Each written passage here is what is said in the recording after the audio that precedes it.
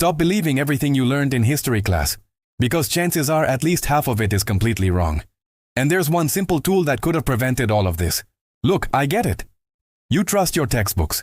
You trust your teachers. You trust those documentaries with the dramatic music and deep-voiced narrators. But here's the thing. Some of the most famous stories in history, they're just stories. Made up, exaggerated, or flat-out lies that somehow became facts. And today, I'm going to show you the one weapon that cuts through all of it. No, it's not some fancy database or expensive subscription. It's something way simpler. And it's been hiding in plain sight this whole time. So let's talk about the problem first. History is full of myths. And I mean full of them. You know how everyone says Napoleon was super short? Wrong. He was actually average height for his time. The whole short thing came from British propaganda and a confusion about French measurements versus English measurements. But now, centuries later, we still make short jokes about the guy. Or how about this one? Vikings wearing horned helmets. Never happened. Not once. There's zero archaeological evidence of Vikings actually wearing horns into battle. That image came from costume designers in the 1800s who thought it looked cool for opera performances. But ask anyone today to draw a Viking and boom, horned helmet. And it gets worse. Columbus discovering America? Nope. Indigenous people were already there for thousands of years. Plus, Vikings had already visited centuries before Columbus, but we still have a whole holiday about it in some places. The problem is that once a myth gets into the history books, it spreads like wildfire. Teachers teach it to students. Students grow up and teach it to their kids. It gets into movies, TV shows, video games, and suddenly something that never happened becomes something everyone knows as fact. But here's where it gets really frustrating. Even when historians discover the truth and prove something is a myth, the fake version still sticks around. It's like trying to put toothpaste back in the tube. Once it's out there, it's out there. Think about how many times you've heard that people in medieval times thought the earth was flat. Except they didn't. Educated people had known the earth was round since ancient Greek times. But somehow this myth about medieval flat earthers just won't die. Or the Great Wall of China being visible from space. It's not. Astronauts have confirmed this multiple times. You can't see it with the naked eye from space. But people still repeat this myth like it's common knowledge. And here's what really bothers me about all of this. These myths don't just make us look stupid at trivia night. They actually shape how we see the world. They influence our understanding of different cultures, different time periods, and different people. When we believe false things about history, we build our entire worldview on shaky ground. So what's the secret weapon against all these myths? What's the one tool that can cut through centuries of misinformation and get you to the actual truth? Primary sources. I know. You were probably expecting something more exciting. Some AI tool or secret website or hidden archive. But stick with me here because primary sources are actually way more powerful than you think. Let me explain what primary sources actually are. A primary source is any document, object, or piece of evidence that was created during the time period you're studying. It's first-hand information. It's the raw material of history before anyone had a chance to spin it, or misinterpret it, or turn it into a myth. So if you want to know what really happened during the French Revolution, you don't just read a modern textbook. You read the letters people wrote during the French Revolution, the newspapers from that time, the government documents, the diaries, the pamphlets that were being handed out in the streets. That's where the real story lives. And here's why this matters so much. Every time information gets passed from one person to another, it changes a little bit. Like a game of telephone. The original event happens. Someone writes about it. Someone else reads that and writes their own version. Then another person summarizes that version. Then someone makes a documentary based on the summary. Then someone tweets about the documentary. And by the end, the story is completely different from what actually happened. But when you go back to primary sources, you're skipping all those middlemen. You're going straight to the people who were actually there. Let me give you a real example of how this works.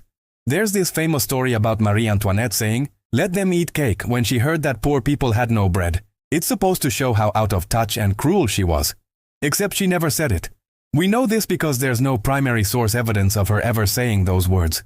The phrase actually appeared in a book written before Marie Antoinette even became queen, and it was attributed to a different unnamed princess. But somehow it got attached to Marie Antoinette, and now everyone believes she said it. If you only read modern books about Marie Antoinette, you might never know this. But if you look at primary sources from her time, letters, court documents, first-hand accounts, you'll never find that quote. That's the power of going to the source. Or take another example. There's this widespread belief that medieval peasants were constantly filthy and never bathed. But when you look at primary sources from medieval times, you find tons of evidence of public bathhouses, soap making, and people discussing hygiene. There are records of bath attendants, bathhouse regulations, and even complaints about people spending too much time at the baths. Medieval people weren't as dirty as we think. That myth came later, partly from Victorian-era writers who wanted to make their own time period look more civilized by comparison. Now, I'm not saying primary sources are perfect. They have their own problems. People lie. People have biases. People remember things wrong. A diary entry isn't automatically true just because someone wrote it down at the time. But at least with primary sources, you can see the bias for yourself. You can read multiple sources from the same time period and compare them. You can think critically about who wrote something and why they might have written it that way. The real magic happens when you combine multiple primary sources. Let's say you're researching a battle. You find letters from soldiers on both sides. You find official military reports. You find newspaper accounts. You find letters from civilians who lived nearby. When you put all of these together, you start to see the real picture. And often, it's completely different from the simplified version you learned in school. Here's another thing about primary sources that makes them so powerful. They show you details that never make it into history books. The small stuff, the everyday stuff, what people ate, what they wore, what they joked about, what they worried about. This stuff doesn't usually fit into the big dramatic narratives about wars and kings and revolutions. But it's what life was actually like.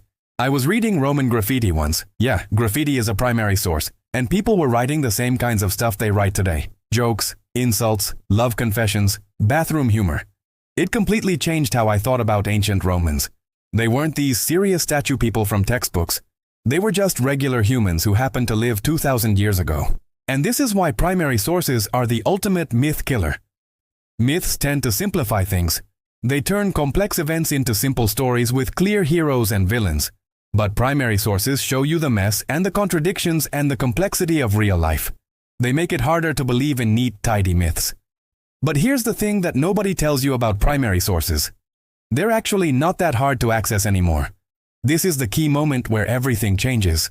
20 years ago, if you wanted to read primary sources, you had to physically go to archives and libraries. You needed special permission. You needed to know Latin or Old English or whatever language the documents were in. It was basically only for professional historians. But now? Now we have the internet. And institutions all over the world have been digitizing their collections.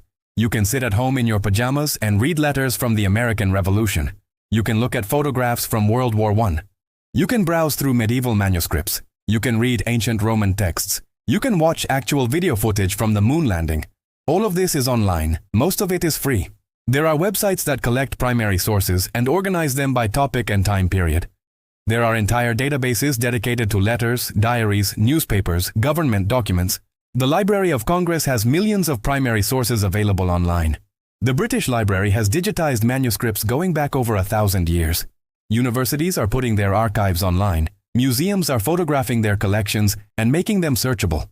This is genuinely revolutionary. For the first time in human history, ordinary people have direct access to the raw materials of history. You don't need a PhD. You don't need to live near a fancy research library. You just need an internet connection and curiosity.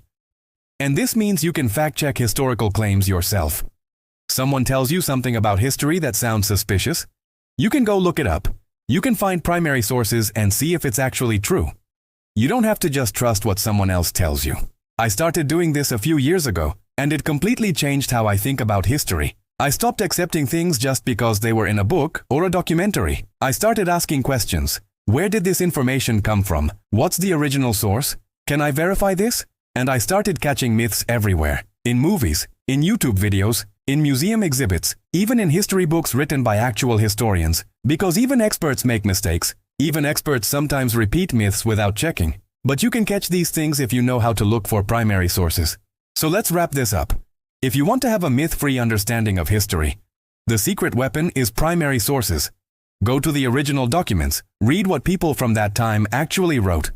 Look at what they actually created. Don't just trust secondary sources that tell you what happened. See for yourself.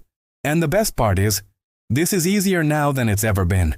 You don't need special training. You don't need to be a professional historian. You just need to know that primary sources exist, know where to find them, and be willing to spend a little time reading them. Will this protect you from every historical myth? No. Some myths are really well hidden. Some primary sources are still locked away in archives. Some are in languages most people can't read. And some topics just don't have many primary sources surviving. But it'll protect you from most myths. The big obvious ones. The ones that keep getting repeated even though they've been debunked 100 times. Because once you develop the habit of checking primary sources, you start to see through the myths automatically. You'll be watching a historical drama and think, wait, is that actually true? You'll be reading a fun fact and think, where did that information come from? You'll start to question things instead of just accepting them. And that's the real power of primary sources. They turn you from a passive receiver of information into an active investigator. History isn't just a collection of facts to memorize. It's a puzzle to solve. It's a mystery to investigate. And primary sources are your clues. They're the breadcrumbs that lead you to the truth. And now that they're more accessible than ever, there's no excuse for believing in myths anymore. So next time someone tells you a historical fact that sounds too neat or too dramatic or too perfect, do yourself a favor. Look up the primary sources. See what people at the time actually said. You might be surprised by what you find, or more accurately, by what you don't find. Subscribe if you want more history myths busted.